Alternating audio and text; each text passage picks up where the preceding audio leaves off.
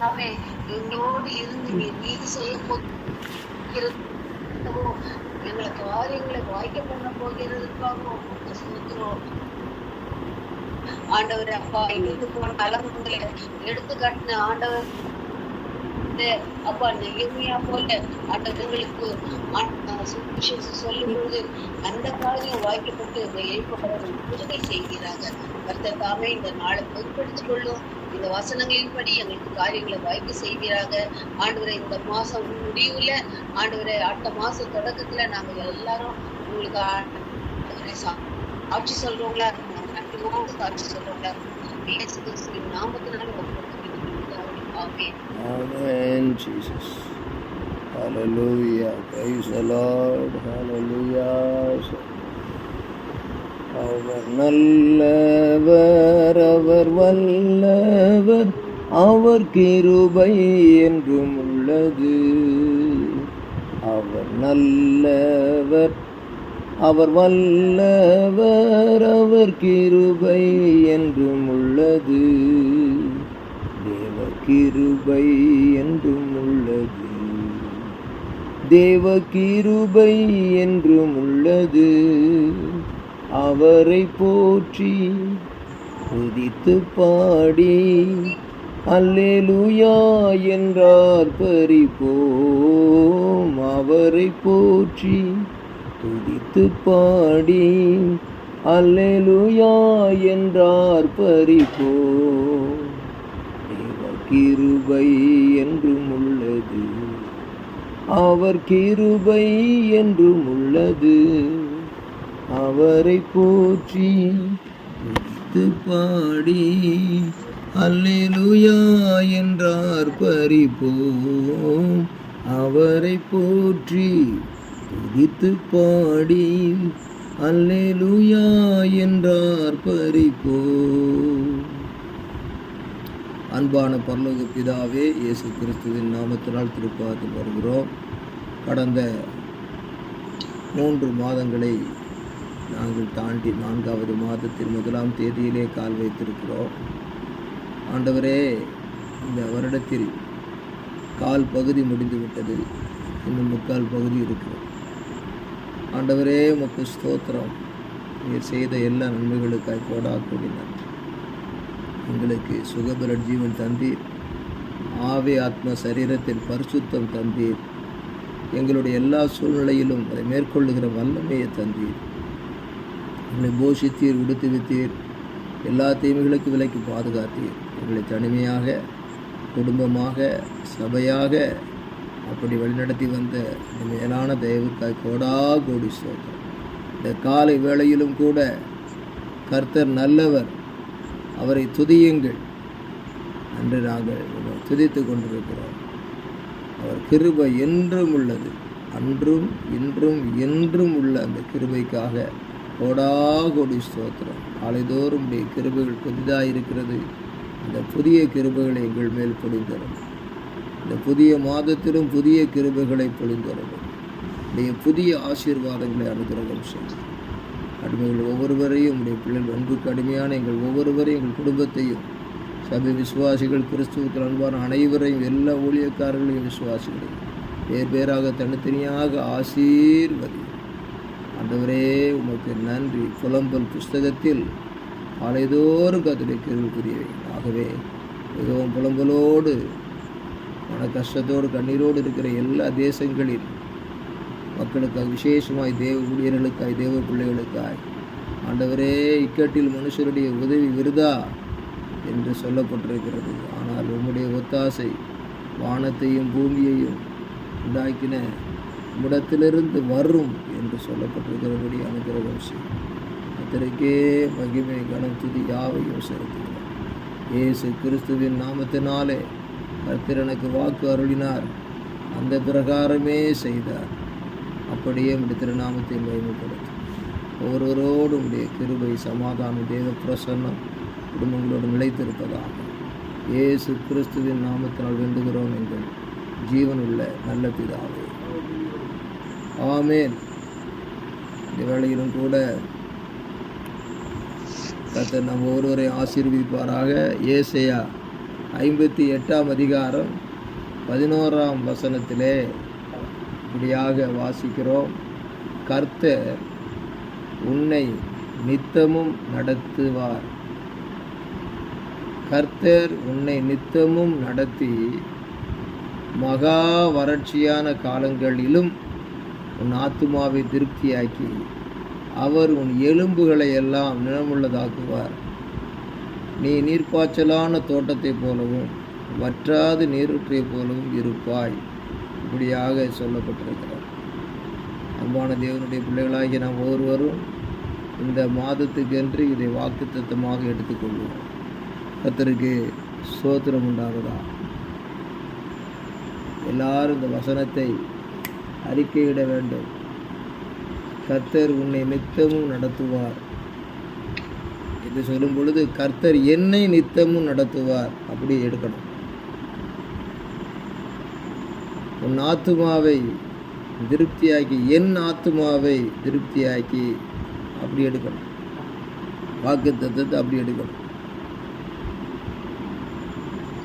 அவர் உன் எலும்புகளை எல்லாம் நினமுள்ளதாக்கி, அதை என் எலும்புகளை எல்லாம் நினமுள்ளதாக்கி அப்படி எடுக்கணும். நினமுள்ளதாக்குவார். நான் நீர்ப்பாய்ச்சலான தோட்டத்தை போலவும் வற்றாது நீரூற்றை போலவும் இருப்பேன். அங்கே சொல்லப்பட்டிருக்க, நீ வற்றாது நீரூற்றை போல இருப்பாய். அப்படித்தான் சொல்லப்பட்டிருக்கிறது. நீ நீர்ப்பாய்ச்சலான தோட்டத்தை போலவும் வற்றாத நீரூற்றை போலவும் இருப்பாயின்னா, நான் நீர்ப்பாய்ச்சலான தோட்டத்தை போலவும் வற்றாத நீரூற்றை போலவும் இருப்பேன். அப்படியாக அறிக்கை பண்ணணும் என்று சொன்னால்,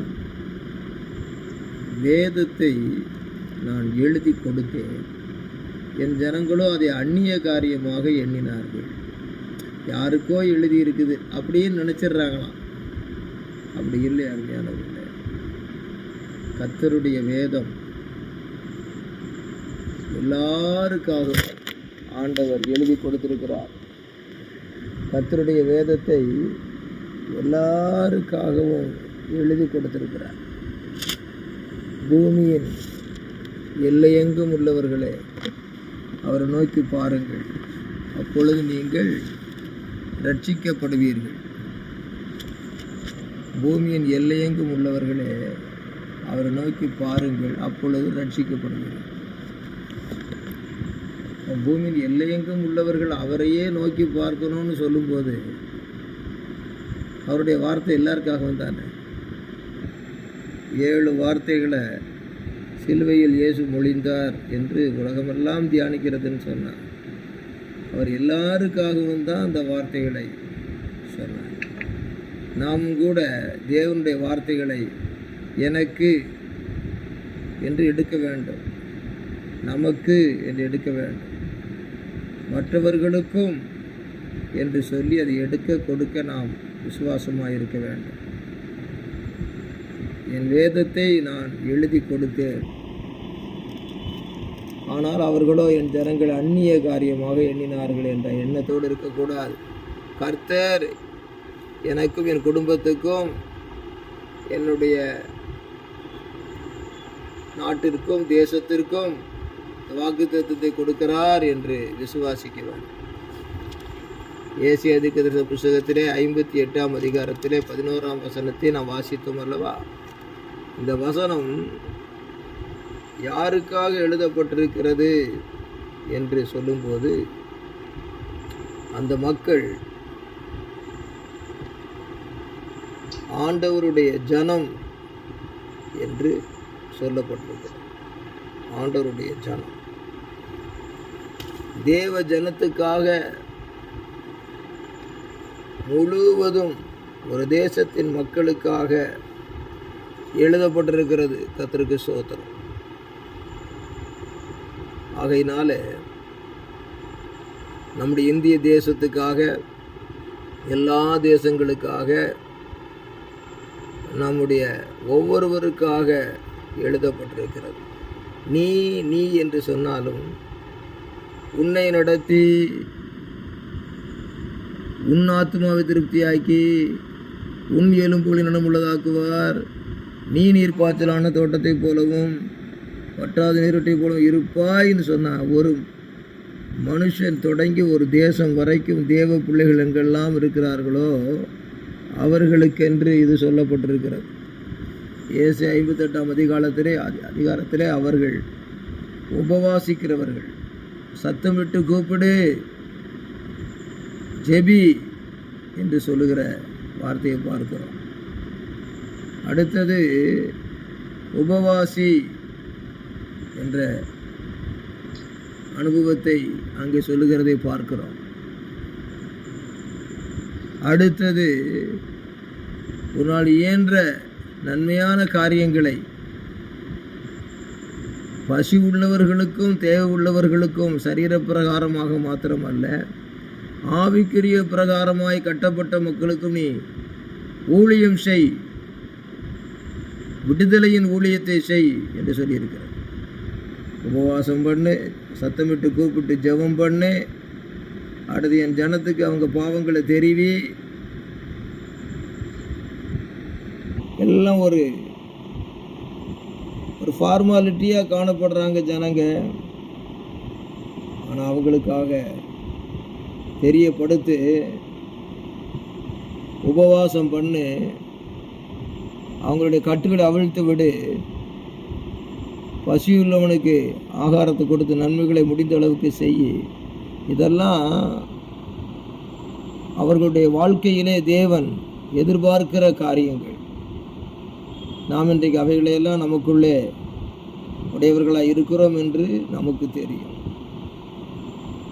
ஆண்டவர் அந்த 8ஆம் வசனத்திலே சொல்லுகிறார், அப்பொழுது விடியற்கால வெளுப்பை போல உன் வெளிச்சம் எழும்பி உன் சுகவாழ்வு சீக்கிரத்தில் துளிர்த்து உன் நீதி முன்னாலே செல்லும், கர்த்தருடைய மகிமை உன்னை பின்னாலே காக்கும் என்று பின்னாலே காக்கும். அதாவது விடியற்கால வெளுப்பை போல எழும்பும் வாழ்க்கை இப்பொழுது இருக்கிற நிலையிலிருந்து மாற்றம் உருவாகும் என்று சொல்லி கர்த்தருடைய நீதியும் கர்த்தருடைய மகிமையும் முன்னும் பின்னும் காக்கும் என்று நமக்கு அருமையான வாக்குத்தத்தம் கொடுக்கப்பட்டிருக்கிறது. செயலோடு கூட கேட்கிற சத்தியங்களுக்கு நாம் கீழ்ப்படிந்தவர்களாய் வாழும் பொழுது, நம்ம கூப்பிடும் பொழுது மருவத்துறை கொடுப்பார், இதோ இருக்கிறேன் என்பார். முகத்தடியையும் விரல் நீட்டுதலையும் நிபச்சொல்லையும் நீ உன் நடுவிலிருந்து அகற்றி என்றால், பிறரால் நம்மை அவதூறு பண்ணப்பட்ட மனது வேதனைப்படுத்தப்பட்ட அந்த மக்களுக்கு முன்பாக அது அகன்று போகத்தக்கதாய் கர்த்தர் உயர்த்துவார். துன்பத்தின் மத்தியிலே நம்மை பேரின்ப நாதர் உயர்த்துவார். 10வது வசனத்தை எல்லாம் படிக்கும்போது ஆண்டவருடைய பிள்ளைகள் செய்கிற நல்ல இரக்கமுள்ள அன்புள்ள செயல்களை பற்றி சொல்லுகிறதை பார்க்கிறோம். இருளிலும் வெளிச்சம் உதிக்கும் என்று சொல்லுகிறார். ஆகவே தேவனுடைய பிள்ளைகளாகிய நாம் இந்த வசனத்தை எல்லாம் இயேசு 58ஆம் அதிகாரம் முழுவதையும் படித்து கொள்ளுவோம். இப்பொழுது குறிப்பாக இந்த 11வது வசனத்தை எல்லாரும் சேர்ந்து நமக்கென்று உரிமை பாராட்டி சொல்லுவோம். ஏசாயா 58ஆம் அதிகாரம் 11ஆம் வசனம். கர்த்தர் நித்தமும் என்னை நடத்தி மகா வறட்சியான காலங்களில் என் ஆத்துமாவை திருப்தியாக்கி என் எலும்புகளை நினமுள்ளதாக்குவார். நான் நீர்ப்பாய்ச்சலான தோட்டத்தை போலவும் வற்றாத நீரொற்றை போலவும் இருப்பேன். இது ஆண்டவர் நமக்கு சொன்ன வாக்குத்தத்தம். இந்த வாக்குத்தத்தத்தை பண்ணின ஆண்டவர் உண்மை உள்ளவராக இருக்கிறார். ஆகையினாலே நாம் விசுவாசத்தோடு இவைகளை எடுத்துக்கொள்ள வேண்டியது அவசியமாக இருக்கிறது. கர்த்தருடைய நாமத்துக்கு மகிமை உண்டாவதா. 1 ராஜாக்களின் புஸ்தகம் 17ஆம் அதிகாரத்துக்கு நேராக கடந்து வரும். 1 ராஜாக்கள் 17ஆம் அதிகாரம். அங்கே 1வது வசனத்திலிருந்து நான் வாசித்து கொண்டு போகும்போது எலியாவின் அனுபவத்தை பார்க்கிறோம். இந்த திஸ்பியனாகிய எலியாவின் அனுபவத்தை பார்க்கும்போது கர்த்தருக்கு முன்பாக நிற்கிற ஒரு மனுஷன், சத்தமிட்டு தேவனை நோக்கி கூப்பிடுகிற மனுஷன்,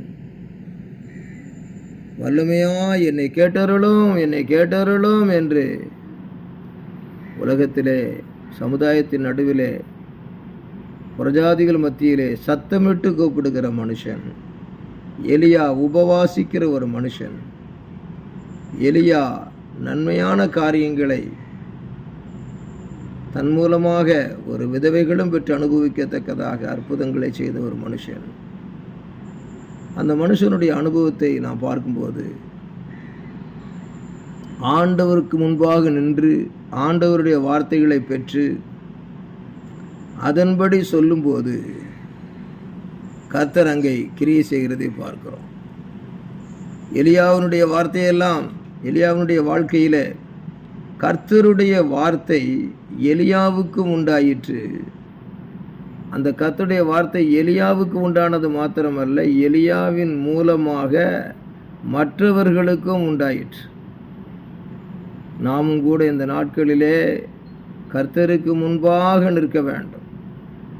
புதிய ஏற்பாட்டிலே கடைசி காலத்திலே இயேசு நமக்கு எப்படி இருக்க வேண்டும் என்று ஜெபிக்கிற அனுபவத்தை சொல்லும்போது அந்த லூக்கா 21ஆம் அதிகாரத்திலே, நீங்கள் இந்த பயங்கரமான காலங்களுக்கெல்லாம் தப்பி பலவிதமான துன்பங்கள் நடக்கிற தீமைகளுக்கெல்லாம் தப்பி மனுஷகுமாரனுக்கு முன்பாக நிற்க பாத்திரவான்களாய் எண்ணப்படுவதற்கு எப்பொழுதும் ஜெபம் பண்ணி விழித்திருங்கள் என்று சொல்லுகிறார்.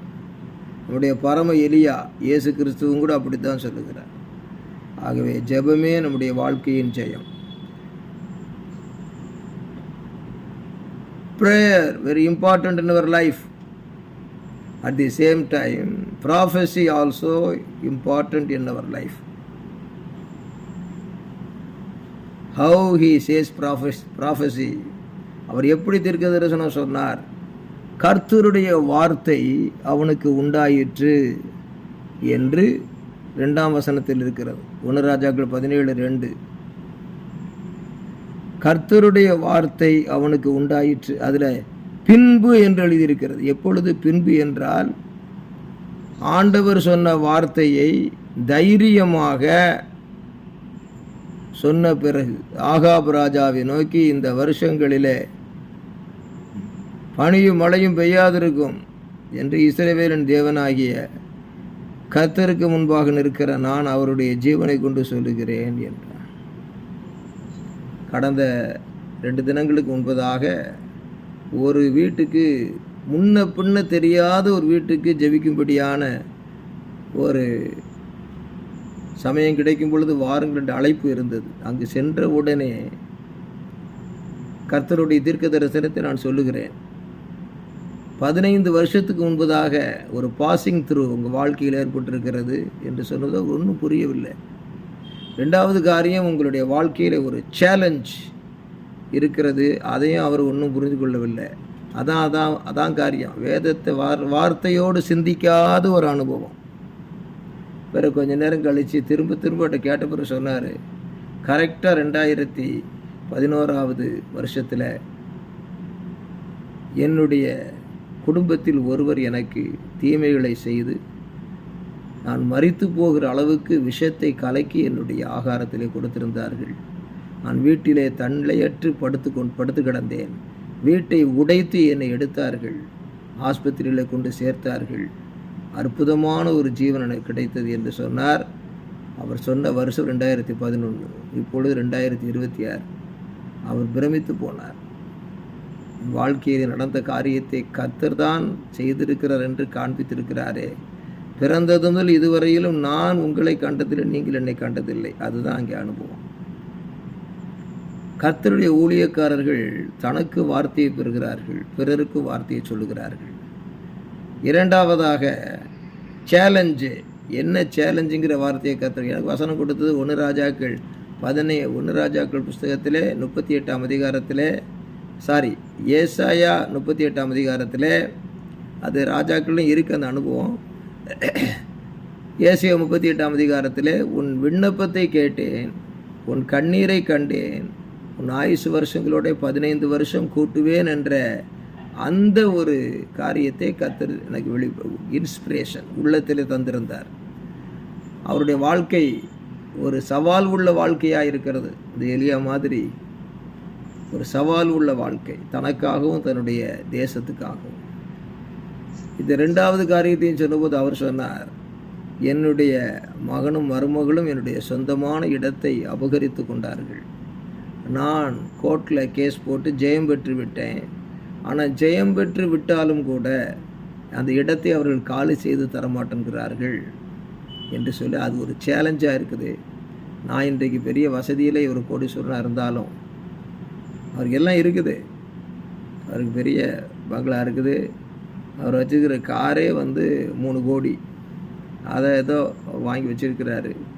ஆனால் அவருக்கு வயசு 88, தானே செல்ஃப் டிரைவிங் பண்ணுறாரு. மகள் கூட இருக்குது, அந்த வீட்டில் செர்வெண்ட் இருக்குது, எல்லா நன்மைகளும் அவருக்கு இருக்குது. ஆனால் தேவனுடைய வார்த்தை, சகல பிரஸ்தாபத்தை பார்க்கணும் நீர் உம்முடைய வார்த்தையை மகிமைப்படுத்தி இருக்கிறீர். உடனே அவர் சொன்னார், இந்த சேலஞ்ச் இருக்குது, அது சீக்கிரம் ஒழுங்காகும் போது நான் உனக்கு வீடு கட்டுவேன்,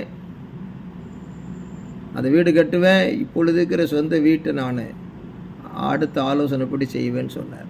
அப்போ அவர் சொன்ன வசனம் அனுப்பும்போது ஒரு ஊழியக்காருடைய வார்த்தை அவருக்கு வாழ்க்கையின் வருஷம் கூட்டப்பட்டதை சுட்டி காட்டுகிறார். எதற்கு? நன்றியுள்ள இருதயத்தோடு இருக்கும்படி. திருப்பி எதற்காக? சேலஞ்ச், அந்த வார்த்தையை சுட்டி காட்டுகிறார். அவர் பெற்றுக்கொண்டதை அனுபவிக்க அவருக்கு இன்னும் விசுவாசத்தில் பலப்படும்படியாக. ஆகவே தேவனுடைய ஊழியக்காரர்கள் நமக்கு சொல்லுகிற வார்த்தையை, the inspiration of the word of God, தேவனுடைய அந்த உள்ளத்திலிருந்து கொடுக்கிற வார்த்தை என்பது தீர்க்க தரிசனமாக மாறுகிறது. இது இப்பொழுது 2 நாளைக்கு முன்னே நடந்த ஒரு சம்பவம். ஆகவே தேவனுடைய பிள்ளைகளாகிய நான் நமக்கு வார்த்தைகளை பெற வேண்டும். Inspiration of the word of God. பிறருக்காகவும் பெற்றுக்கொள்ள வேண்டும். Inspiration of the word of God. இன்றைக்கு நாம் எப்படி அதை பெற்றுக்கொள்ள முடியும்? பானையில் இருந்தால் தான் அகப்பையில் வரும்னு சொல்கிற மாதிரி வேதத்தை நன்றாக வாசிக்க வேண்டும். அநேக காரியங்களை குறித்து கவலைப்பட்டு கலங்குகிற நிலையிலே இந்த வேதமும் தேவனுடைய பாதமும் மார்த்தாளுக்கு தூரமாக இருக்கிறது. ஆனால் மரியாளுக்கு அதே வீட்டிலே கர்த்தருடைய வேதமும் பாதமும் அது நெருக்கமாக இருக்கிறது. வீடு 1, நபர்கள் 2, ஆனால் ஒருவருடைய அனுபவமோ விசேஷமாக இருக்கிறது. அந்த மரியாளுடைய வாழ்க்கையில் எதுவுமே கண்டது போல இல்லைன்னு சொன்ன மாதிரி இருந்தாலும் அங்கே லாசரு உயிர் தெழுந்ததினாலே உலகமே அவருக்கு பின் சென்று போயிற்று என்று சொல்லுகிற அளவுக்கு பெரிய மகிமை வெளிப்பட்டது. என் மகனே சோர்ந்து போகாது.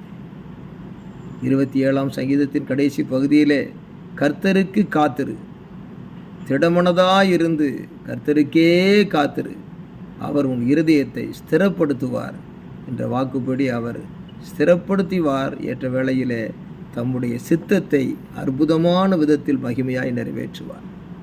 கர்த்தருக்கு நன்றி மகிமை செலுத்துவோமாக. இந்த இடத்திலே 1 ராஜாக்கள் 17ஆம் அதிகாரம் 2ஆம் வசனம், ஒரு சவால் உள்ள ஒரு ஜீவியம் உள்ள ஒரு தேவனுடைய பிள்ளைக்கு எலியாவுக்கு கர்த்தருடைய வார்த்தை உண்டாயிற்று. யாக்கோபு 5ஆம் அதிகாரம் 17ஆம் வசனத்தில் அவர் யார்? நம்மை போல பாடுள்ள மனுஷனாயிருந்தும் என்று எழுதப்பட்டிருக்கிறது. நம்மை போல பாடுள்ள மனுஷன், வேற யாரும் அவரை பெரிய ஒரு விசேஷித்த பட்டியலோடு சொல்லலை. நாமும் கூட பாடுள்ள மனுஷர்கள். எலியாவின் தேவன் நம்முடைய தேவன். கர்த்தருடைய வார்த்தை உண்டாகிற அனுபவம் இருக்கிறதா? இன்றைக்கு நமக்கு பல எண்ணங்கள், பல சிந்தனைகள், பல கலக்கங்கள், பலவிதமான பயங்கள் தோன்றும் பொழுது அந்த நிலையிலே ஆண்டவர் என்னோடு பேசும் என்று சொல்லும்போது வேதாகம வசனங்கள் உள்ளத்தில் எத்தனையோ படித்திருந்தாலும் ஆவியானவராலே அது உண்டாகிற அனுபவம் நமக்குள் எதிர்பார்க்க வேண்டும். கடைசியில் இந்த இடத்த விட்டு போங்கிறாரு, கேரி அத்தங்கரை ஒழிச்சிக்கிட்டு இருக்கிறாரு. அந்த நமக்கு ஒளியிற இடம் உன்னதமானவருடைய மறைவில் இருக்கிறவன் சர்வ வல்லவர்கள் தங்குவான். அவ்வளவுதான். அந்த வார்த்தை அங்கே அனுப்புது, இங்கே போ அங்கே போன்னு. புதிய ஏற்பாட்டிலையும் யோசேப்பை சொல்லி இயேசுநாதர் கூப்பிட்டுக்கிட்டு மரியாதை கூப்பிட்டுக்கிட்டு இங்கேருந்து அந்த நாட்டுக்கு வந்து அங்கேருந்து அந்த நாட்டுக்கு வா இதெல்லாம் சொல்கிறார் இல்லையா? அது மாதிரி எலியாவையும் ஒழித்து கொண்டுருன்னு சொன்னால் அது என்ன ஒளிவு? கர்த்தருடைய வார்த்தைக்குள்ளே ஒளிந்திருக்கிறது. கர்த்தருடைய வார்த்தைக்குள்ளே ஒளிந்திருக்கிறதுன்னா, நான் உனக்கு போதித்து நீ நடக்க வேண்டிய வழியை உனக்கு காட்டுவேன், உன்மேல் என் கண்ணை வைத்து ஆலோசனை சொல்லுவேன், இந்த நேரத்தில் இப்படி இரு அப்படிங்கிற ஒரு அன்பும் பொறுமையும் ஒரு விசுவாசமும் நம்பிக்கையும் கலந்த தன்னை நிலைப்படுத்தி கொள்ளுகிற அனுபவம். மற்றவர்களுக்கு அது புரியாது, அது எலியாவுக்கு புரியும். அங்கே போகிறாரு, ஆற்றின் தண்ணீரை குடிக்கிறார் முதல்ல. அதுக்கு பிறகு ஆண்டவர் 4ஆம் வசனத்தில் அங்கே உன்னை போஷிக்க காகங்களுக்கு கட்டளையிடுவேன்னு சொன்னார். காகங்களுக்கு கட்டளையிடுவேன்னா இந்த எலியா கீழ்ப்படிஞ்சு போன பிறகு அதுக்கு பிறகு தான் ஆண்டவர் காகங்களுக்கு கட்டளையிடுவேன்னு சொன்னார். இவர் போய் தண்ணியை குடிச்சிக்கிட்டு இருக்கிறாரு, காகங்கள் வருகிறது. முதலாவது கர்த்தருடைய வார்த்தையின் அனுபவம் கீழ்ப்படிதலின் மூலமாக வருகிறது. உபாகமத்திலே கர்த்தருடைய கீழ்ப்படிதல் உள்ள பிள்ளைகளுக்கு ஏராளம் ஆசீர்வாதம். அவருடைய வார்த்தைகளை கீழ்ப்படியாத போது அநேக சாபங்கள். நம்முடைய சாபங்களை முறிக்கிறதுக்கு வழி என்ன? ஏசாயா 58 சொன்ன மாதிரி ஜெப சத்தமிட்டு கூப்பிடுகிற ஜெபம் இருக்கலாம், மற்றவர்களுக்கு ஊழியத்தை செய்கிற அனுபவம் இருக்கலாம், அக்கிரமத்தை தெரிவிக்கிறவர்களாக இருக்கலாம், நான் நன்மைகளை செய்கிறவர்களாக இருக்கலாம். அப்போ ஆண்டவருடைய வார்த்தை என்னவென்றால், அவருடைய நடத்துதலுக்காக நாம் தேவனுடைய பிள்ளைகள் கீழ்ப்படிதலாக இருக்க வேண்டும். பஞ்சகாலம், பயங்கரமான ஒரு காலம். ஆகாப் ராஜாவே தனக்கு அரண்மனையில் ஆகாரம் இருக்குதுன்னு வாழ்ந்துக்கிட்டு இருக்கிறாரே தவிர குதிரைக்கு மாட்டுக்கும் புல்லு இல்லை. ஜனங்கள் எல்லாம் தத்தளிக்கிறார்கள். அந்த சூழ்நிலையில் நாட்டின் நிலைமை மோசமாய் போனால் அரண்மனையிலே நாமும் என்ன ஆவோம் என்ற பயம் அவருக்கு உண்டாகிறது. கடைசியிலே அங்கே கீழ்ப்படுகிற ஒரு எலியாவுக்கு, ராஜாவுக்கு கஷ்டம் இருந்தாலும், அங்கே இருக்கிற ஜனங்களுக்கெல்லாம் கஷ்டம் இருந்தாலும், கர்த்தருடைய நாமத்துக்கு மகிமையாக வைராக்கியமாக இருக்கக்கூடிய தேவனுடைய பிள்ளைக்கு ஆண்டவர் அற்புதமாக அதிசயமாக போஷிக்கிறதை பார்க்கிறோம். அதுவும் யாருக்கும் தெரியாமல் போஷிக்கிறார். அந்தரங்கத்தில் பார்க்கிற பிதா வெளியரங்கமாய் உனக்கு பலனளிப்பார். இந்த வாக்குத்தத்தத்தை எடுத்துக்கொள்ளுங்க கர்த்தருடைய பிள்ளைகளே. யாருக்குமே தெரியல, என் நிலைமை எனக்கு தான் தெரியுது, ஆனால் கர்த்தருடைய வார்த்தை உங்களோட இருக்குது அப்படின்னு சொன்னா, அந்தரங்கத்தில் பார்க்கிற பிதா வெளியரங்கமாய் பலனளிப்பார்.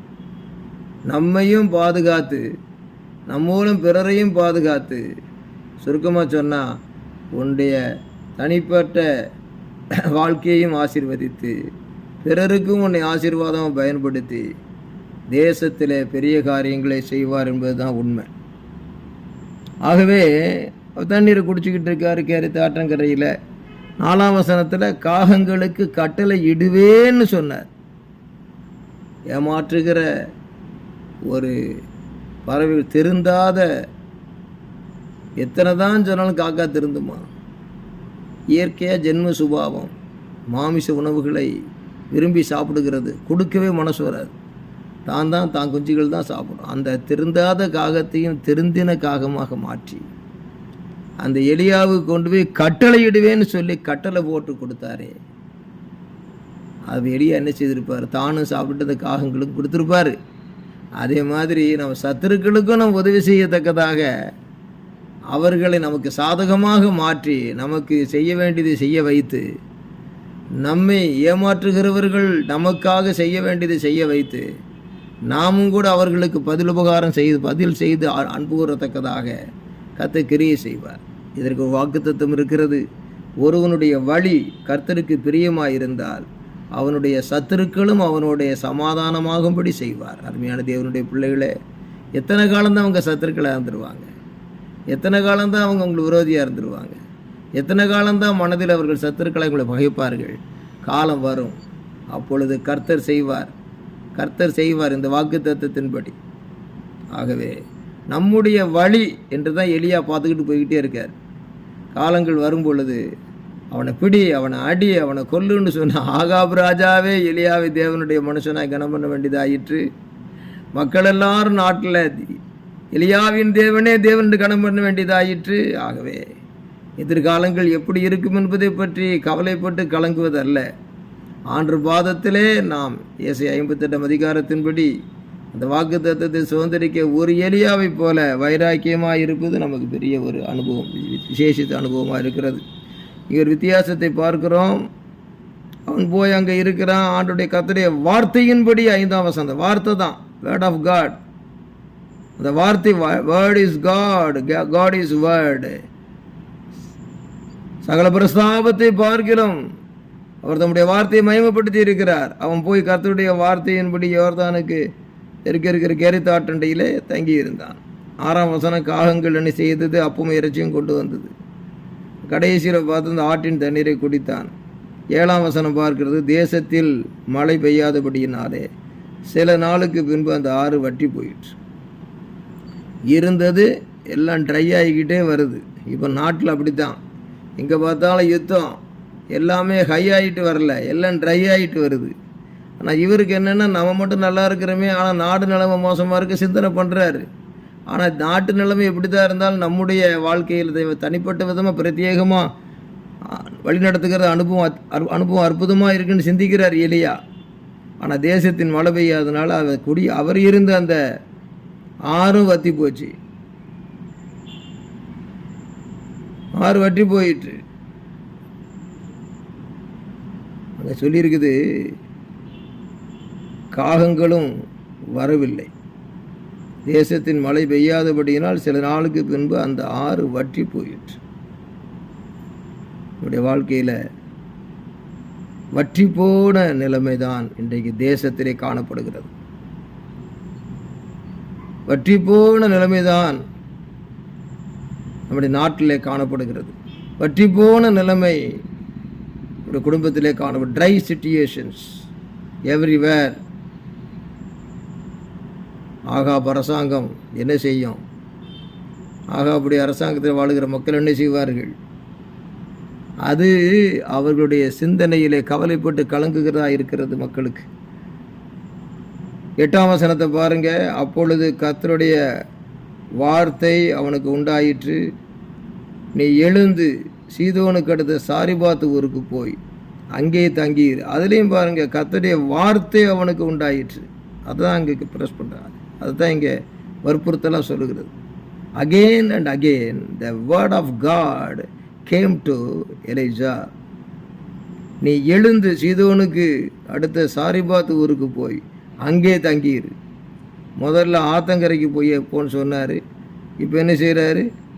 ஒரு ஊருக்கு போங்கிறார். ஆறு, முதல்ல போனது ஆறு, ரெண்டாவது போனது ஊர். இதெல்லாம் சிந்தித்து பாரு. வார்த்தை ஆறு இருக்கிற இடத்துக்கு போங்காரு, பிறகு ஊர் இருக்கிற இடத்துக்கு போங்கிறார்.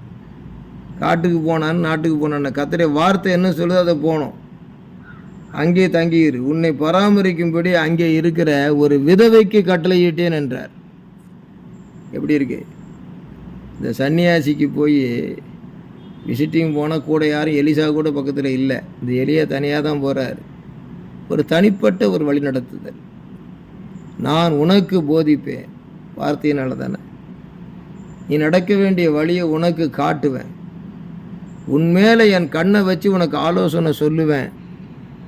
அதே வார்த்தை ஒவ்வொருவரும் சுதந்திரிக்கணும். அப்படி அவன் எழுந்து சாரிபாத்துக்கு போனான். வசனம் 10, அந்த பட்டணத்தில் ஒளிமுக வாசலுக்கு அவன் வந்தபோது அங்கே ஒரு விதவை விறகு பொறுக்கி கொண்டிருக்கிறாள். அவள் அவனை பார்த்து கூப்பிட்டு, நான் குடிக்கிறதற்கு கொஞ்சம் தண்ணீர் ஒரு பாத்திரத்தில் எனக்கு கொண்டு வா என்றான். அங்கே போய் ஆண்டவர் சொல்லியிருக்காரு, விதவைக்கு கட்டளை இட்டேன்னு சொன்னார். ஆண்டவன் கட்டளை இங்கே தான் வந்திருக்கிறேன், கொண்டு வா எல்லாம் விரும்புகிறதெல்லாம் சொல்லலை. ரொம்ப ஆண்டவருடைய வார்த்தை இருந்தால் கூட அந்த அணுகுமுறை பாருங்கள். அங்கே போஷிக்கவே கட்டளை இட்டேன்னு சொல்லியிருக்காரு. முதல்ல என்ன சொன்னார்? வித்தியாசம். கட்டளை இடுவேன்னு சொன்னார். அந்த 4ஆம் வசனத்தினுடைய முடிவு அது கட்டளை இடுவேன்னா future tense. After obedience I will command to கிராவன்ஸ்னு சொன்னார். இங்கே இவன் கீழ்படுகிறத கண்ட உடனே நீ போக முன்னே கட்டளை இட்டுட்டேங்கிறார். என் அனுபவத்திலேயே பார்த்துருக்கேன். நான் கட்டளை இட்டுட்டேன் அப்படிங்கிறார். இதெல்லாம் சாத்தியமாகுமா? ஒரு விஷயம், ஒரு கல்யாண வீட்டில் போய் சாப்பிட்டுக்கிட்டு இருக்கிறேன். பக்கத்தில் வந்து உட்கார்ந்தவர் விசுவாசியாக இருந்தாலும் அவர் வந்து தற்செயலாக உட்கார்ந்தார். ஐயா உங்களை பார்க்கவும் தான் ஞாபகம் வருது, நேற்று தான் நான் சொப்பனம் கண்டேன், நீங்கள் அப்போ ஆலயம் கட்டிக்கிட்டு இருக்கிற நேரம், இன்னும் இன்னும் ஆண்டவருக்காக நீ கொடு அப்படின்னு உங்கள்கிட்ட கொடுக்கும்படி எனக்கு சொப்பனத்தில் ஆண்டவர் பேசினார். கல்யாண வீட்டு கூட்டம் அங்கே கலாபலான்னு பேசிக்கிட்டு இருக்கு. அதுக்கு மத்தியில் கர்த்தருடைய வார்த்தை அந்த மனுஷனுக்கு பேசி இன்னும் ஆண்டவருடைய ஆலயத்துக்கு கொடுன்னு சொன்னார் சொப்பனத்தில். உங்களை பார்க்க வந்து அப்புறம் ஞாபகம் வருது, நான் சொப்பனம் கண்டேன்னு சொல்லி ஆலயத்துக்காக கொண்டு வந்து கொடுத்தாரு. அப்போ என்னன்னு கேட்டால், ஆண்டவர் வந்து நமக்காக பேசுகிறவர், நம்மோடு பேசுகிறவர், நமக்காக பிறரோடு பேசுகிறவர். எத்தனை அனுபவங்களை சொல்ல முடியும். இந்த நேரத்தில் என்ன சொல்லுகிறேன், கட்டளை இடுவேன் என்பது ஃபியூச்சர் டென்ஸ், கட்டளை இட்டேன் என்பது கட்டளை இட்டேன் என்பது அது ஏற்கனவே பாஸ்ட் டென்ஸ், முடிந்து போனது. அது பாஸ்ட்லேயே சொல்லிட்டார், கட்டளை இட்டேன் சொல்லிட்டேன் ஆல்ரெடி.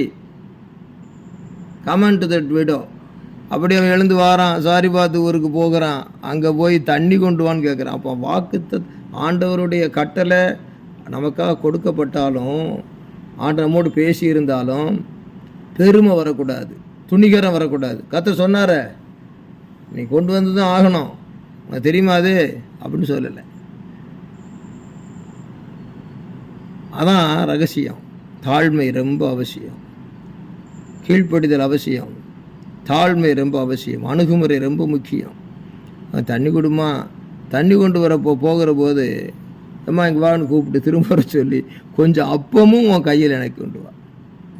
அந்த அணுகுமுறை எவ்வளோ விலகுவார். கொஞ்சம் கர்த்தர் தரிசனத்தை கொடுத்துட்டா, கர்த்தர் பேசிட்டா, ஒரு தீர்க்க தரிசன வரம் கிடச்சிட்டா நம்ம தலைகால் தெரியாமல் ஆடுவோம் அப்படின்னு தான் உலகத்தில் பலருக்கு புத்தி சொல்கிறாங்க. நாம் ஒவ்வொருவரும் தாழ்மையாக இருந்து கர்த்தருடைய வார்த்தை கீழ் அடிமையின் தாழ்மையை கர்த்தர் நோக்கி பார்த்தார். அவர் சொன்னபடியே எனக்கு ஆக கடவது அந்த தாழ்மை. 12ஆம் வசனத்தை பாருங்க. அதற்கு அவள், பானையில் ஒருபடி மாவும் களையத்தில் கொஞ்சம் எண்ணெயும் அல்லாமல் என்னிடத்தில் ஒரு அடையும் இல்லை என்று உம்முடைய தேவனாகிய கர்த்தருடைய ஜீவனை கொண்டு சொல்லுகிறேன். இதோ இதோ பிடித்துக்கொள்னு அர்த்தம். இந்த அனுபவத்தை நானும் என் குமாரனும் சாப்பிட்டு, தாயும் பிள்ளையும் சாப்பிட்டுட்டு செத்து போகாத எனக்கும் அவனுக்கு ஆயத்தப்படுவதற்கு 2 விறகு பொறுக்குகிறேன் என்றாள். கரெக்டாக 2 விறகு தான் பொறுக்கிறேன். இவ்வளவுக்கும் அவங்க வீட்டாரெல்லாம் இருக்கிறாங்க, பின்னால் படித்தா தெரியுது. ஆனால் 2 விறகு பொறுக்கிறேன். சாவு சாப்பாடு, கடைசி சாப்பாடு. 2 பேரும் செத்துடலாமா அப்படிங்கிற மாதிரி ஒரு சோதனை வந்து நிற்கிது. பஞ்சகாலம். இதில் வேறு பஞ்சகாலத்தில் வந்து தனக்கு வந்து தஞ்சம் புக வந்திருக்கார் சன்னியாசி. இவா இருக்கிற நிலையில் வந்து இவா பொறுமையாக, யார் ஒரு ஆம்பளை என்கிட்ட வந்துருக்கிறீங்களே அப்படின்னு சொல்லி கேட்காம, தண்ணி கொண்டு வர போகும்போது திரும்பவும் கூப்பிட்டா வந்து என்ன வேணும்னு கேட்டு அவத்த நிலைமையெல்லாம் சொல்ல, முன்ன பின்ன தெரியாத ஒரு ஆள் எலியாவை இந்த விதவைக்கு தெரியாது, விதவைக்கு எலியாவுக்கு தெரியாது, விதவைக்கு எலியாவை தெரியாது. இந்த நிலையில் ஆண்டவன் கட்டளை என்பது இதுதான். ஆண்டவன் கட்டளைன்னு சொல்லி உலகத்தில் சினிமா எடுத்தாலும் அது கற்பனை கதைகள். இது சத்தியத்தினுடைய ஒரு உண்மையான சம்பவம். அருமையானவர்களே, இதுக்கு தான் ஒரு ஆண்டவன் கட்டளைன்னு பேர் போட்டு அருமையான கதைகளை தயாரித்து வெளியிடணும். கண் கொண்டு பார்க்க, காது கொண்டு கேட்க. கொண்டு வர போகிற போது அழகாக கேட்குறா, அவனை திரும்ப வந்து என்ன செய்கிறா, சொல்கிற நிலைமைகளை. செத்து போகிறதற்கு, செத்து போகத்தான் நான் கடைசியாக இருக்கிறேன்னு. அப்போ நம்ம கொண்டு கர்த்தர் அப்படிப்பட்ட ஆத்துமாக்களை சாகிற நேரத்தில் சந்திக்க முடியும். நம்மையும் சாக விட மாட்டார், நம்ம கொண்டு சந்திக்கிற ஆத்துமாக்களையும் சாக விட மாட்டார். எத்தனை உதாரணங்களை சொல்ல முடியும், அனுபவங்கள் உண்டு. இன்றைக்கும் கர்த்தருடைய வேதம் எழுதப்பட்ட ஆண்டவருடைய கண்களுக்கு முன்பாக அது உயிர் கொடுக்கிறது. விசுவாசிக்கணும். எந்த நிலைமையில் இருந்தாலும் சகோதரியை விசுவாசிக்கணும், தாய் பிள்ளை விசுவாசிக்கணும், பெற்றோர் பிள்ளைகள் விசுவாசிக்கணும். நம்ம இருக்கிற நாடு ட்ரை, குடும்பம் ட்ரை, நம்முடைய ஹார்ட் எல்லா அனுபவம் try. But there is one God, he is in high. அதை மறக்கக்கூடாது. ஆகையினால விறகு பொறுக்குகிறேன், விறகு பொறுக்கு. அப்பொழுது எலியா அவளை பார்த்து, பயப்படாதே, நீ போய் உன் வார்த்தையின்படி ஆயத்தப்படுத்து. ஆனாலும் முதல் அதிலே எனக்கு ஒரு சிறிய அடையை பண்ணி என்னிடத்தில் கொண்டு வா, பின்பு உனக்கும் உன் குமாரனுக்கும் பண்ணலாம். இப்படி அதில் வேற இதுக்கு இந்த நேரத்தில் வைத்தறிச்சலே வந்திருக்கணும். நாங்கள் சாப்பிட்டு ஏதாவது பார்த்து தரையான்னு சொல்லாமல் சொன்னால் பாரு, இங்கே சாப்பிட்டு எதாவது இருக்கு மீதியை கொடுங்க கிட்ட பரவாயில்ல. அது பிச்சைக்கார பிச்சை எடுத்த மாதிரி சொல்லியிருக்கான். அந்த ஆள்மை இவ்வளோ தாழ்மையாக சொன்னவர் இவன் பிச்சை எடுத்த மாதிரி பேசலை. என்ன சொல்கிறாரு, சுயநலமாக பேசுகிற மாதிரி இருக்குது. அப்போ கூட என்னையா நீ தீர்க்க தெரிச்சு, சின்ன குழந்தை பசியில் கிடக்குது, நான் ஒரு பொம்பில்ல, நான் சாக போகிறேன்னு சொல்கிறேன், கொஞ்சம் கூட ஒரு இரக்கம் இல்லாமல் ஒரு இப்படி பேசி முதல்ல உண்டாக்கி எனக்கு கொடுங்கன்னு சொல்கிறிய. ஏன் கேட்கலன்னா, எந்த சூழ்நிலை வந்தாலும் அவளுக்குள்ளே ஒரு கர்த்தருடைய வார்த்தை இருக்கு. நாம் இன்றைக்கு கர்த்தருடைய வார்த்தை இருந்தாலும் சூழ்நிலைக்கு ஏற்ற மாதிரி பேசிடுவோம். சூழ்நிலைக்கு ஏற்ற மாதிரி பிறரும் நமக்கு சப்போர்ட் பண்ணிவிடுவாங்க. சூழ்நிலைக்கு ஏற்ற மாதிரி நம்மளும் இந்த நிலைமைக்கு இப்படி இருக்கிறமே என்ன கர்த்தர் சரி சொல்லிடுவோம். கர்த்தருடைய ஊழியக்காரங்கன்னா வெறுத்துருவோம் நம்ம சில நேரத்தில். இப்படிலாம் சொல்கிறாரு, இப்படிலாம் பேசுகிறாரு அப்படின்னு சொல்லிவிடுவோம். ஆனால் அவளுக்கு என்னென்னா, ஆண்டவன் கட்டளை நமக்கு இருக்குது அப்படின்னு அவளுக்கு தெரியுது. இவர்கிட்ட சொல்லிட்டாரு, நீ போ, நான் கட்டளை இட்டுட்டேன்னு. தூரத்தில் 2 பேர்கிட்ட பேசியிருக்காரு. கடைசியில் பாரு, காட்டில் இருந்து காக்கா கிட்ட சாப்பிட்டு காக்கா மூலம் போஷிக்கப்பட்ட மனுஷன் இங்கே வீட்டில் வந்து இங்கே விதைக்கிட்ட வந்து இங்கே பாடல் பாடிக்கிட்டு இருக்காரு, பேசிக்கிட்டு இருக்காரு. இவர் தாங்கதையாக பாடிக்கிட்டு இருக்கார், அவ கதையாக பாடிக்கிட்டு இருக்கார். கர்த்தர் விறகு பொறுக்குகிறேன். அப்பொழுது எலியா அவளை பார்த்து, பயப்படாதே, நீ போய் உன் வார்த்தையின்படி ஆயத்தப்படுத்து, போய் சமையல் பண்ணு. ஆனால் முதல்ல கொண்டு வா, என்னிடத்தில் கொண்டு வா, எனக்கு கொண்டு வா, பின்பு உனக்கும் உன் குமாரனுக்கும் பண்ணலாம். 14ஆம் வசனம், கர்த்தர் தேசத்தின் மேல் மழையை கட்டளையிடும் நாள் மட்டும் பானையில் செலவழிந்து போவதும் இல்லை, கலசத்தின் எண்ணெய் குறைந்து போவதும் இல்லை என்று இஸ்ரவேலின் தேவனாகிய கர்த்தர் சொல்லுகிறார் என்றான். அந்த ஒரு இக்கட்டான சூழ்நிலையிலையும் கர்த்தரை கீழ்ப்படுகிற அனுபவம். இன்னைக்கு அநேகர் கர்த்தருக்கு காணிக்க கொடுக்கணும், தசமபாகம் கொடுக்கணும், என் நிலைமையே பரிதாபமாக இருக்குது, ஏதோ என்னால் கைக்கு உதவுறதை கொடுக்குறேன்னு சொல்கிறது அப்படி இல்லை. நம்ம எந்த நிலையில் இருந்தாலும் கர்த்தருடைய காரியத்தில் கர்த்தருடைய கொடுக்குறோம். அதனால தான் கர்த்தருடைய அதிசய அனுபவங்கள் நீங்கள் காண முடியுது. சில காரியங்கள் தடைப்படும், தாமதப்படும். அது எந்த நேரத்தில் உங்களுக்கு அதை முடிச்சு கொடுக்கணும், எந்த நேரத்தில் பிடிச்சு கொடுக்கணும், எந்த நேரத்தில் அதை செயலுக்கூடிய எல்லாம் அவருக்கு தெரியுது. ஒரு காரியத்தை ஆண்டு செய்ய மாட்டுறாரு. ஏன் செய்ய மாட்டுறாரு? அதுக்கு ஒரு எல்லாவற்றுக்கும் காலமும் தேவ செயலும் நேரிட வேண்டும். எல்லாவற்றையும் அதினத்திற்கு காலில் நேர்த்தியாக செய்திருக்கிறார். ஆமாம், எவ்வளோ காலம் செத்து போகிற வரைக்குமா நமக்கு 2 விறகு பொறுக்கிக்கிட்டு நம்ம தின்னுட்டு சாக போகிறோம். இது வரைக்கும் செய்யாததையே இனிமேல் செய்திட போகிறாரு. இந்த மனுஷன் வேற இப்படி சொல்லிக்கிட்டு இருக்காரு அப்படின்னு ஊழியக்காரர்கிட்ட வெறுக்கலை. அப்போது இந்த தேவன் என்றென்றைக்கும் உள்ள சதா காலங்களிலும் நம்முடைய தேவன் மரண பரியந்த நம்ம நடத்துவார் அப்படின்னு ஒரு வசனம் அவர் நிறைவேறுது. பார்த்தீங்களா? ஹல்லேலூயா, அல்லேலூயா சொல்லுங்கள், அல்லேலூயா. ஒரு சரி அடைய பண்ணி கொண்டு வா, பின்பு உனக்கு உன் குமாரனுக்கும் பண்ணலாம். தேசத்தின் மழையை கட்டளையிடும் நாள் மட்டும் பானையில் செலவழிந்து போவதும் இல்லை, கலசத்தில் எண்ணெய் குறைந்து போவதும் இல்லை என்று இஸ்ரவேலின் தேவனாகிய கர்த்தர் சொல்லுகிறார் என்றான். அப்போ அந்த நேரத்தில் inspiration of the Holy Spirit வந்துக்கிட்டே இருக்குது. இப்பவும் ஆவியாக நம்மோடு பேசிக்கொண்டிருக்கிறார். அவள் போய் எலியாவின் சொற்படியே செய்தாள். அவளும் இவனும், இந்த எலியாவும் 2 பேர் தானே. இப்போ பார்த்தாக்கி அவன் வீட்டாரும்னு சொன்னால் பிள்ளை மாத்திரம் இல்லை, வீட்டில் உள்ளவங்க எல்லாரும் அநேக நாள் சாப்பிட்டேன். வீட்டில் கூட சொல்லாமல் சாக நினச்சிருந்துருக்கா. குடும்பம் இருக்குது, ஆனால் 2 பேராக இருக்காங்களே, தாயும் மகனும் தனியாக சாகுறதுக்கு.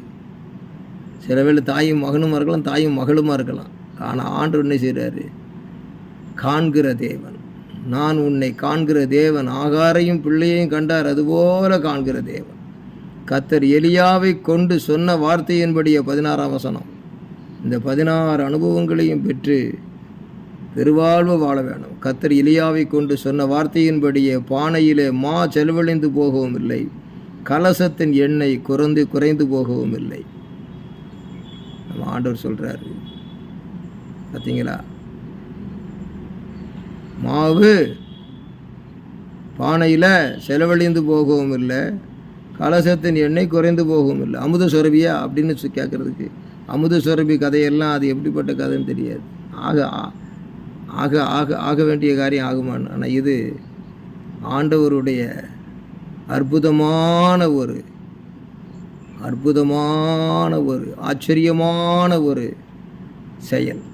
அவர் ஆலோசனையில் ஆச்சரியமானவர், செயலில் மகத்துவமானவர். இந்த நாட்களில் ஆண்டவர் அற்புதமாக நடத்தினா தான் நான் உலகத்தில் வாழ முடியும், எனக்கு அற்புதம் செய்தால் தான் முடியும் அப்படின்னு சொன்னால், இந்த போதனை நமக்கு எவ்வளோ ஒரு 16 வசனங்களும் கொடுக்கிறது. ஆகவே கட்டளை இடுவேன்னு சொன்னவரும் முன்னக்கூடிய கட்டளையிடுறவர் தான். கட்டளை இட்டேன் நீ போ அப்படின்னு ஏற்கனவே கட்டளை போட்டுட்டு ஃப்யூச்சர் டென்ஸ் கட்டளை இடுவேன், அதுவும் அவர் தான். கட்டளை இட்டுட்டேன் பாஸ்ட் டென்ஸில், அது போன பிறகு இந்த ஆண்டு எவ்வளோ கிருபை வச்சுருந்துருக்காரு அது விளங்கி கொண்டார். ஆகவே எலியாவின் தேவன் நம் தேவன். தேவனுடைய மகனே, தேவனுடைய மகளே, விசுவாசம் என்பது ஜெபம் பண்ணுகிறது மாத்திரமல்ல, ஊழியம் செய்கிறது மாத்திரமல்ல, நற்கிரியைகள் செய்கிறது மாத்திரமல்ல, கர்த்தருடைய வார்த்தைக்கு கீழ்ப்படிய வேண்டும். கர்த்தருடைய வார்த்தையை கீழ்ப்படிந்து தாழ்மையோடு கூட கர்த்தருடைய வார்த்தையை சுதந்திரித்து கொள்ள நாம் அணுகுமுறையாக இருக்க வேண்டும். The inspiration of the word of God in our personal life for our blessing. நமக்குள்ளே ஒரு தெய்வீக வார்த்தை உருவாகி நம்மை வழிநடத்த வேண்டும், எலியாவை நடத்தினது போல. அதுபோல் inspiration of the word of God for that widow for next person. அதுபோல் நம்முடைய வார்த்தை நமக்குள்ளே அருளப்பட்டு பிறரையும் நடத்த வேண்டும். அது மாத்திரமல்ல, எலியா நம்மை போல பாடுள்ள மனுஷன். அந்த எலியா வீட்டில் சாப்பிட்டார் அற்புதமாக, பிறகு எலியா காட்டில் சாப்பிட்டார் காக்கா மூலமாக, வீட்டில் சாப்பிட்டார் விதவையின் மூலமாக. அங்கேயே அவர் சுகமாக இருந்துட்டாரா? இல்லை. பரிசுத்தமான எலியா அங்கிருந்து புறப்பட்டு எந்த விதத்திலும் தன்னை பரலோகத்தின் தேவனுக்கு உண்மையாக வைத்து கொண்டு ஆகாப் ராஜாவின் நாட்டில் போனார். காட்டில் போய், வீட்டில் போய், நாட்டில் போய் அங்கே அருமையாக ராஜாவை பார்த்து மறுபடியும் மழை பெய்யும்னு சொல்கிறாரு. மழை வருது. எலியாவை தேடிக்கிட்டு இருக்காங்க. இவர் கர்த்தருடைய சித்தத்தின்படி ஓடிக்கிட்டு இருக்காரு. எதில் ஓடிக்கிட்டு இருக்காரு? உம்முடைய கற்பனையின் வழியாய் ஓடுகிறேன். ஆகவே காட்டுக்குள்ள ஒரு ஆற்று பாதை தண்ணீராய் ஓடுவது போல இப்படியே பாதை ஓடிக்கொண்டிருக்கிறது. என் மகன், என் மகளே, நான் உன்னை அற்புதமாய் வழி நடத்துவேன், அதிசயமாய் வழி நடத்துவேன். எதை குறித்தும் கவலைப்படாதே. உறுதியாக இருக்கிறேனே, ஒருவனாய் இருக்கிறேனே. நானும் என் மகனும் தானே இருக்கிறோம், நானும் என் மகளும் தானே இருக்கிறோம். என்ன செய்வோம்? பணத்துக்கு வழி இல்லை, பொருளுக்கு வழி இல்லை, எனக்கும் வழி இல்லை, என்னால் செய்ய வேண்டியது செய்யவும் வழி இல்லை, ஆக வேண்டிய காரியம் ஆகலை. Don't worry about anything but only one. I am stand before my God. கர்த்தருக்கு முன்பாக நிற்கிறேன்னு சொல்லும் பொழுது எல்லாவற்றையும் ஆண்டு சாதகமாக ஏற்ற வேளையில் மாற்றி தனிப்பட்ட வாழ்க்கையிலும் பிறருடைய வாழ்க்கையிலும் நாட்டுக்கும் நம்மை கொண்டு ஜெபத்தை கேட்டு அற்புதங்களை செய்வார். ஆகவே உங்களை அதிசயமாய் நடத்தி வந்த உங்கள் தேவனாகிய கர்த்தருடைய நாமத்தை துதிப்பீர்கள். என் ஜனங்கள் ஒருபோதும் வெட்கப்பட்டு போவதில்லை என்ற வாக்குப்படி வருகிற எல்லா ஆகாபின் அரசாங்கத்திலே நடக்கப் போகிறதை எல்லாம் எலியாவை கொண்டு மாற்றி போட்ட தேவன். யோவேல் 2:26 படி ஆண்டவர் 26ஆம் வருஷத்தில் எல்லா காரியத்திலும் நமக்கு வெற்றியும் சமாதானமும் அருளி நம்முடைய அற்புத நாமத்தை மகிமைப்படுத்துவார். ஆமென். நாம் எல்லாரும் ஜெபிக்கலாம். ஹல்லேலூயா. அதிசயங்கள் செய்கிறவர் நம் அருகில் இருக்கிறார். அற்புதங்கள் செய்கிறவர் அவர் நமக்குள் வசிக்கிறார். அதிசயங்கள் செய்கிறவர் அவர் நமக்குள் இருக்கிறார். அற்புதங்கள் செய்கிறவர் அவர் நமக்குள் வசிக்கிறார். எலியாவை அற்புதமாய் போஷிக்க வல்லவர், எலியாவை அற்புதமாய் போஷிக்க வல்லவர், விசுவாசிக்கும் எல்லாரையும் அற்புதமாய் நடத்துவார், விசுவாசிக்கும் நம்மையும் அற்புதமாய் நடத்துவார். அற்புதங்கள் செய்கிறவர் நம் அருகில் இருக்கிறார், அதிசயங்கள் செய்கிறவர் அவர் நமக்குள் வசிக்கிறார். பரலோக பிதாவே, இயேசு கிறிஸ்துவின் நாமத்தினாலே இந்த வேதத்தில் அப்படியே தேனுண்ணும் வண்டு போல திளைத்திருக்க செய்தீரப்பா. ஆண்டவரே, உடைய வேதம் எவ்வளவு இனிமையாக இருக்கிறது ஆண்டவரே. எல்லா சூழ்நிலை வழி நடத்துகிறது. ஆகாப் அரசாங்கம் அங்கே அற்புதத்தை கண்டது. எலியாவை கொல்ல நினைத்தவன் எலியா மூலமாக வல்லமையை கண்டான். ஆண்டவரே, தேசத்தின் மறுமலர்ச்சி வந்தது, பஞ்சம் நீங்கியது, அதிசயம் நடந்தது. அதே தேவனுடைய நாமம், எலியாவின் தேவன் நம்முடைய தேவன் மகிமை விளங்கினது. காரியங்களெல்லாம் மாறுதலாய் முடிந்தது. ஆகவே எலெக்ஷனுக்காகவும் கூட காரியம் மாறுதலாய் முடியும்படி அற்புதங்களை செய்ய வல்லவராயிருப்பதற்காக நன்றி கர்த்தாவே. சோத்திரம். நாட்டில் எந்த நிலவராக இருந்தாலும் எலியாவினுடைய பார்வை கர்த்தர் மேல் இருந்தது. எலியாவின் மூலமாய் கர்த்தர் பெரிய காரியங்களை செய்தார்.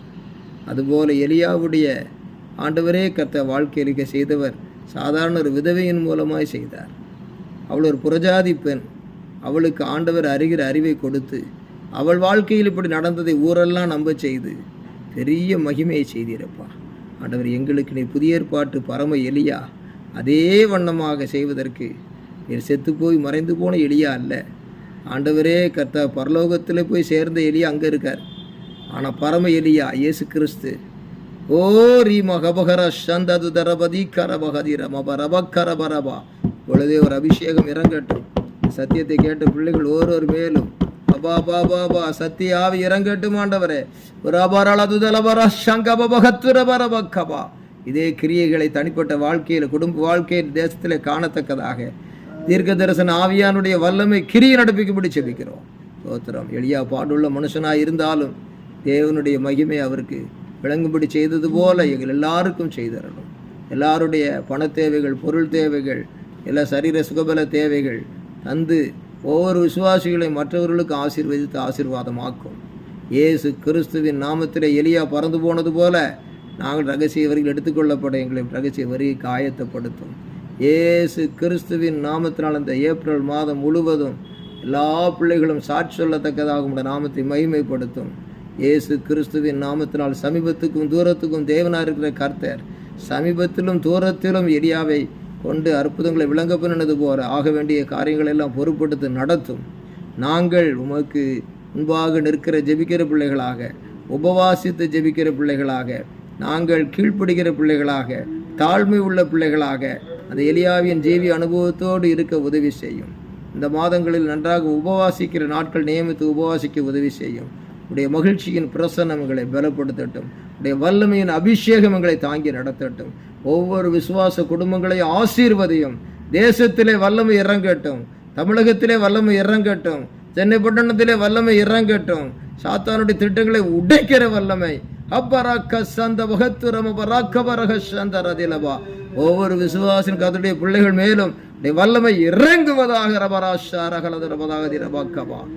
அற்புதமான அதிசயமான வல்லமையான நாமத்தை மகிமைப்படுத்தும். இயேசு கிறிஸ்துவின் நாமத்தினால் ஜெபிக்கிறோம் ஜீவனுள்ள நல்ல பிதாவே. ஆமேன், ஆமேன். நம்முடைய கர்த்தராயிருக்கிற இயேசு கிறிஸ்துவின் கிருபையும் பிதாவாகிய தேவனுடைய அன்பும் பரிசுத்த ஆவியானவருடைய அந்நியோன்ய ஐக்கியமும் நம் அனைவரோடும் கூட கர்த்தரை வருகை மட்டும் இருப்பதாக. ஆமேன். என் ஆத்துமாவே கர்த்தரை ஸ்தோத்திரி, என் முழு உள்ளமே அவருடைய பரிசுத்த நாமத்தை ஸ்தோத்திரி. என் ஆத்துமாவே கர்த்தரை ஸ்தோத்திரி, கர்த்தர் செய்த சகல உபகாரங்களை மறவாதே. ஆமேன், ஆமேன். Praise the Lord.